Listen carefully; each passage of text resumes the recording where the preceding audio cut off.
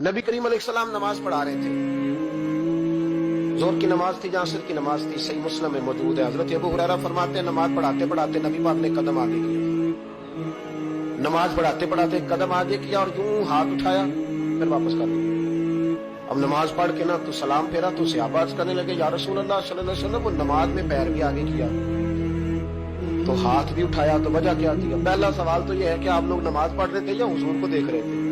तो सहाबा तो पहले ही बताते हैं कि भाई हम तो पहली साफ में नमाज इसलिए पढ़ते थे कि नमाज भी होती रहती थी और चुपके चुपके महबूब की दीद भी होती रहती थी। हुजूर से पूछा, या रसूल अल्लाह, वो नमाज पढ़ते पढ़ते कदम आगे बढ़ाया आपने तो फिर पीछे कर लिया, क्या था? और हाथ उठाया तो फिर आपने नीचे कर लिया। तो नबी करीम फरमाने लगे, नमाज पढ़ाते पढ़ाते जब मैंने कहा ना समी अल्लाहु लिमन हमीदा, अचानक मेरी नजर उठी तो जन्नत में चली गई। नजर उठी तो जन्नत में, तेरे लिए 2-4 कदम अर्श बरी है। तो महबूब फरमाते जब मेरी ऊपर नजर गई ना तो मैंने देखा कि अंगूरों का एक खोशा लटक रहा है जन्नत में। तो मैंने हाथ बढ़ाया कि तोड़ लूं।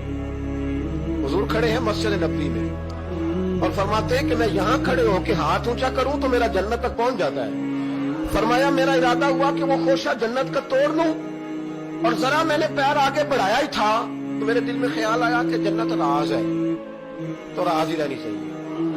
ये राज खोल गया तो मजा नहीं आएगा।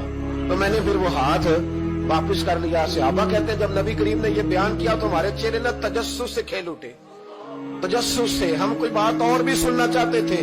तो महबूब फरमाने लगे, अगर मैं वो खोशा तोड़ के ले आता और तुम्हें दे देता, तुम कयामत तक भी खाते रहते तो तुमसे खत्म नहीं होना था। ये सही मुस्लिम के लिए। ओ भाई, मेरे रसूल करीम के वाक़या में राज पे शिकवा करना, कहना समझ में नहीं आती कैसे गए थे। तो तू जो चाहे तो हर शब हो मिसाले शबे असरा, इसलिए कि तेरे लिए 2-4 कदम